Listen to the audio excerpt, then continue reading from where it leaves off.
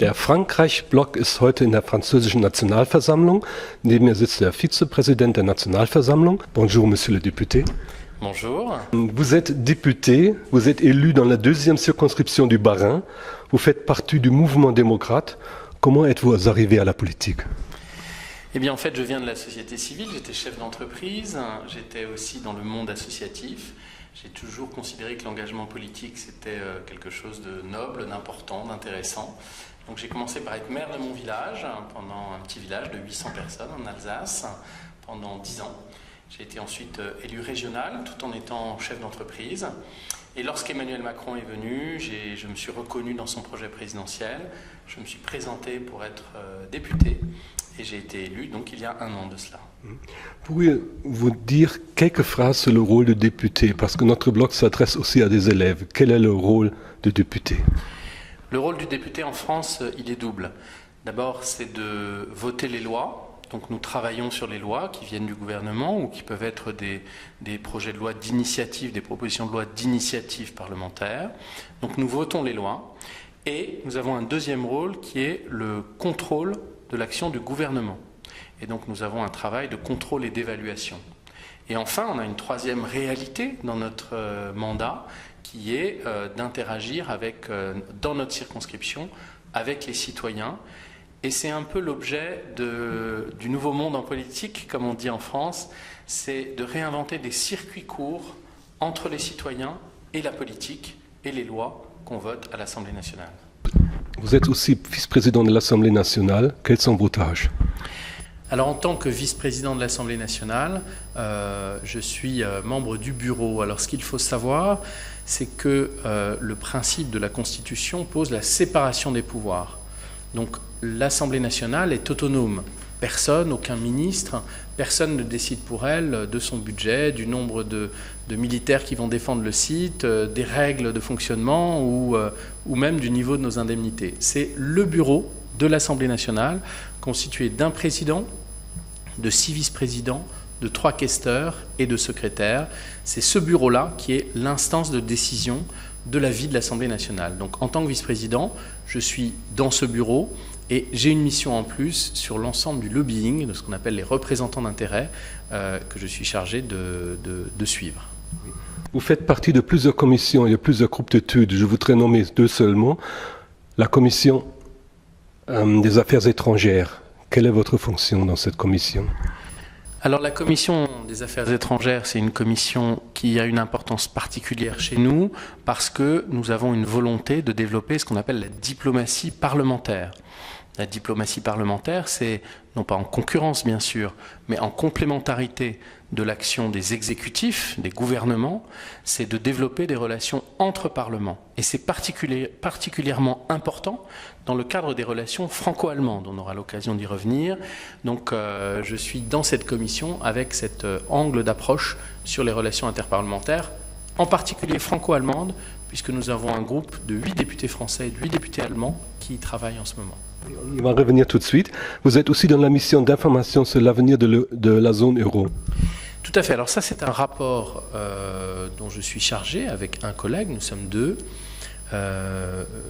Notre objectif est pour l'automne de préconiser un positionnement sur l'avenir de la zone euro. Nous avons déjà beaucoup avancé ce travail. Il doit aboutir à l'automne. Et j'ai également été en charge d'un rapport pour le Premier ministre, cette fois-ci sur le transfrontalier. Et vous êtes dans un groupe d'études économie numérique de la donnée, de la connaissance et de l'intelligence artificielle.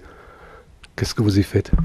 Alors, personnellement, je suis ingénieur télécom à l'origine, donc c'est vrai qu'on arrive tous avec nos intérêts, nos axes d'intérêt.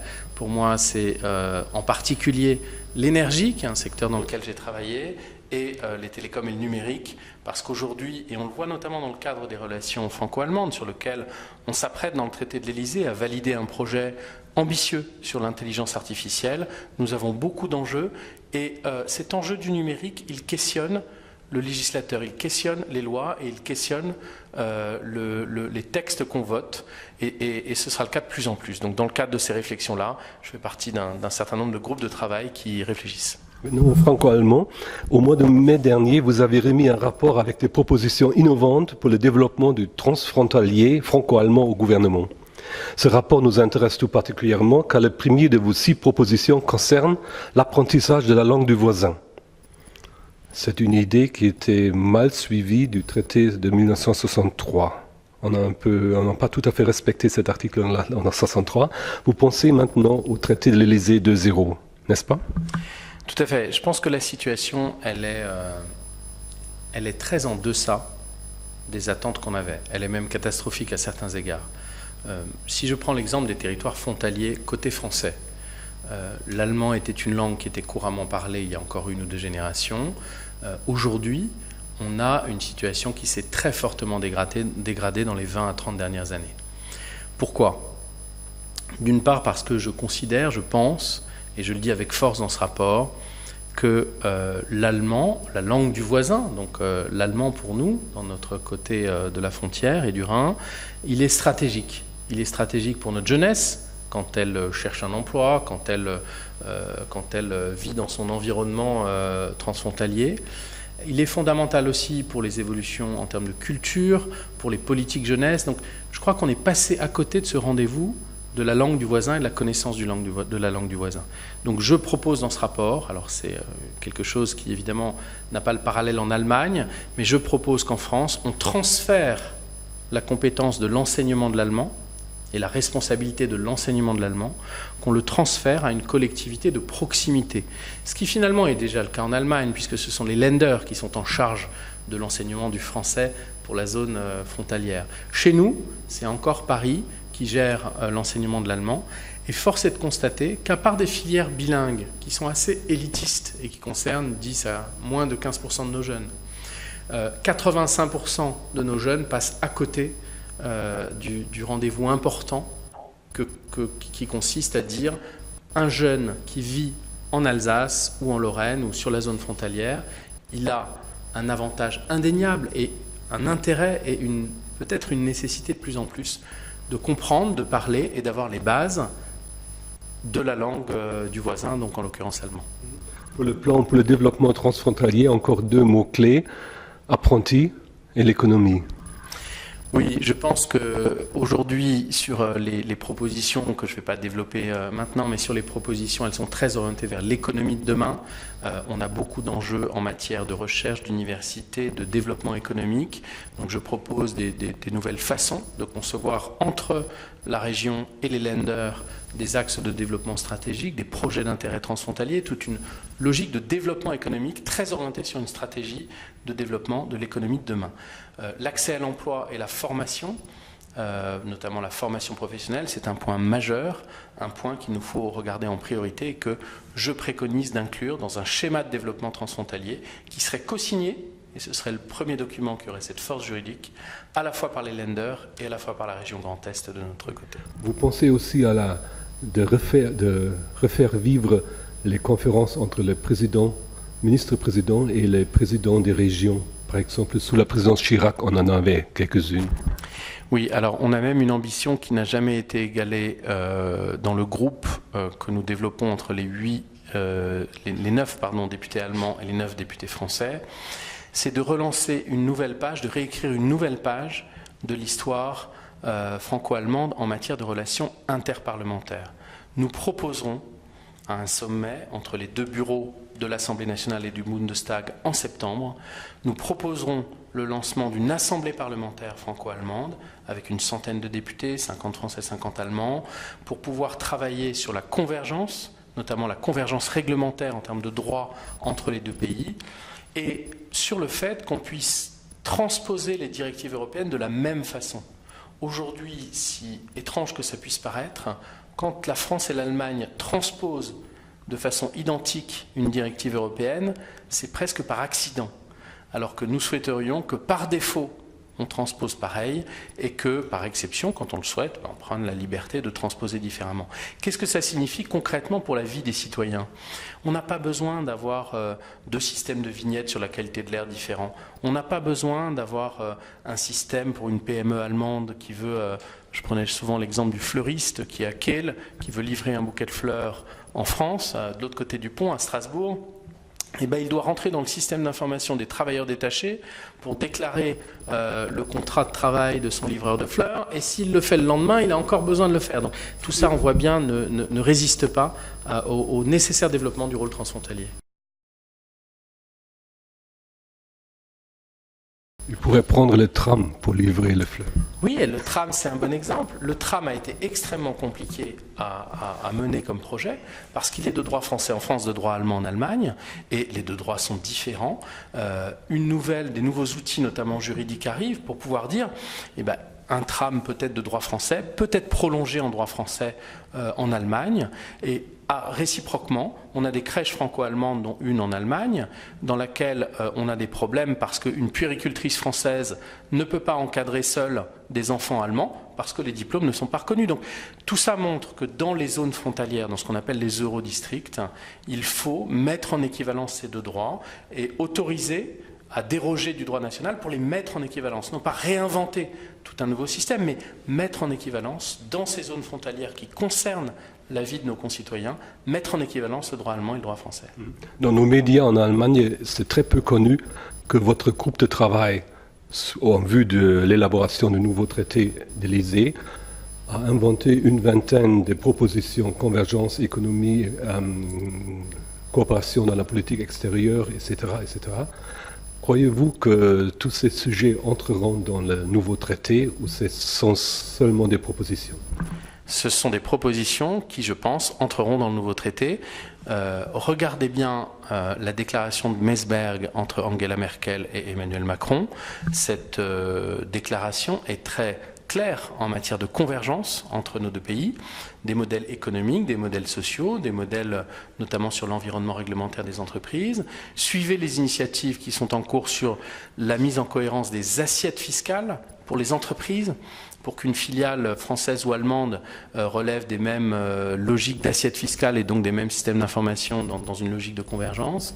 Regardez aussi le volontarisme avec lequel, dans le traité de l'Élysée, dans le premier papier préparatoire du traité de l'Élysée, nous insistons et les exécutifs insistent sur la nécessaire volonté de convergence entre les deux pays. Et je voudrais dire qu'aujourd'hui, cette convergence revêt un rôle tout particulier. Faire converger la France et l'Allemagne aujourd'hui, c'est dans l'esprit des pères fondateurs, à notre sens, beaucoup plus important que le seul problème frontalier ou que le seul problème franco-allemand. Aujourd'hui, nous devons relancer le projet européen et les 18 députés qui sont là sont convaincus que le moteur franco-allemand est l'une des clés de la relance du projet européen dans son ensemble. Donc à nous d'essayer de relancer cette logique de convergence. Je vous rappelle que la zone euro, elle a une intention de convergence, mais en réalité, elle a une réalité de divergence. Depuis plusieurs années maintenant, plus d'une dizaine d'années, les économies de la zone euro divergent.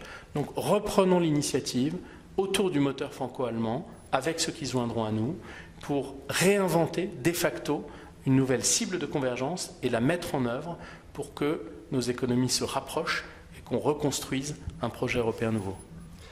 Quand j'écris sur votre projet transfrontalier, j'affiche aussi votre tweetline à côté dans cet article.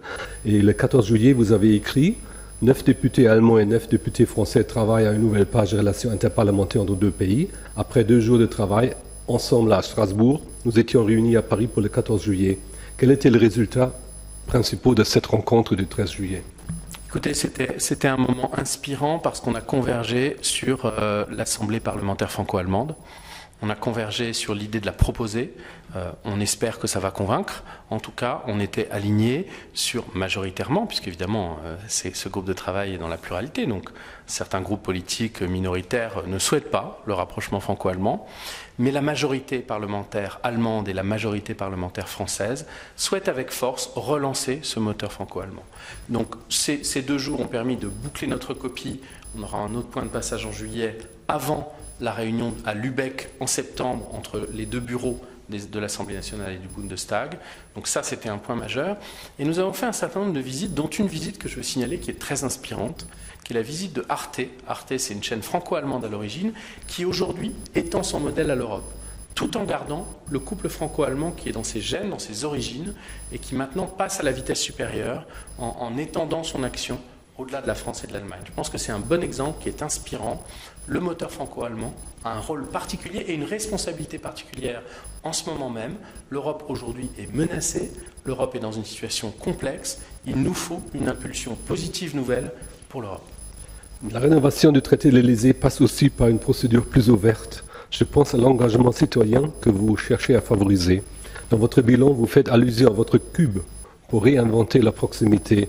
Qu'est-ce que c'est que le cube ? Alors, le cube, à l'origine, c'est une permanence, mais c'est surtout un concept. L'idée sous-jacente, c'est quoi ? L'idée, c'est qu'aujourd'hui, on doit réinventer les circuits courts, ce que j'appelais tout à l'heure les circuits courts, c'est-à-dire les liens directs entre les citoyens et les lois qu'on vote à Paris. Entre les citoyens chez nous à Strasbourg, par exemple, et les lois qu'on vote à Paris. Exemple, j'ai écrit avec mon équipe une loi sur l'engagement associatif. Je viens du monde associatif, on est beaucoup de députés à avoir cette culture associative en nous. Cette loi concerne la protection juridique des présidents bénévoles d'associations qui, en droit français, sont redevables sur leurs biens propres de tout problème financier de leur association. Donc on a travaillé sur ce sujet. J'ai écrit aux 1000 associations de Strasbourg et de la ville d'Illkirch-Grafenstaden, c'est-à-dire ma circonscription. Il y en a 111 qui sont venus dans une journée de travail qu'on a organisée en janvier dernier. À partir de ces 111-là, on a monté des groupes de travail qui sont réunis notamment sur Web Audio Conference Call, mais donc avec des outils technologiques modernes pour pouvoir travailler efficacement. On a abouti sur une loi qui a été votée à l'unanimité à l'Assemblée nationale. Donc je crois que c'était l'exemple type pour moi d'intégrer les associations sur le terrain, ce qui évidemment en parallèle on travaillait avec les têtes de réseau à Paris et les instances parisiennes, mais je crois à ces circuits courts, à ces liens directs, à cette implication des citoyens de nos circonscriptions sur le terrain pour les lois que nous menons. Nous faisons exactement la même chose sur la loi Pacte. Alors sur la loi Pacte, bien sûr, contrairement à la loi des associations que j'avais écrite sur cet aspect-là, la loi Pacte, je ne suis qu'un député parmi d'autres qui fait partie de la commission spéciale, mais j'ai écrit à plusieurs centaines d'entreprises de ma circonscription pour que fin août, on puisse travailler sur les différents thèmes de la loi Pacte et voir si certaines idées émergent. Exemple très précis, Strasbourg est extrêmement dynamique en matière de brevets et de protection intellectuelle.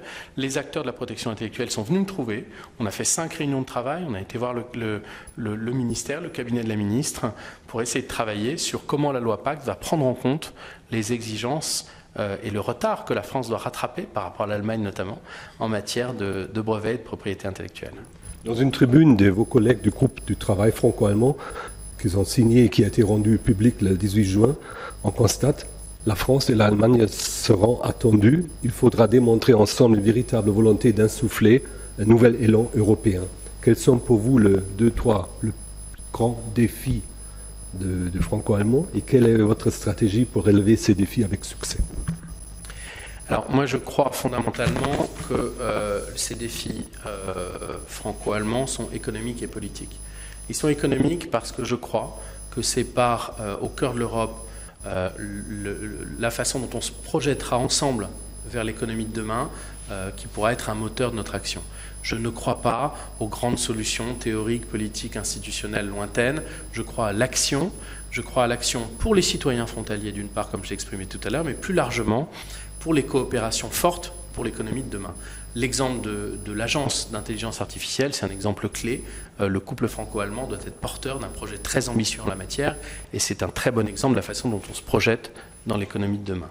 Mais au-delà de ça, c'est évidemment le poids politique du couple franco-allemand qui nous permet d'espérer aujourd'hui une relance du projet européen. L'Europe a besoin de ce moteur franco-allemand, tout autant que le moteur franco-allemand a besoin de l'Europe. Et c'est maintenant à nous d'écrire cette nouvelle page des relations interparlementaires, notamment entre l'Allemagne et la France. C'est à nous d'être un moteur, de réinventer ce rôle de moteur dans les nouveaux projets européens. Monsieur le député, je vous remercie pour cet entretien. C'est moi qui vous remercie beaucoup.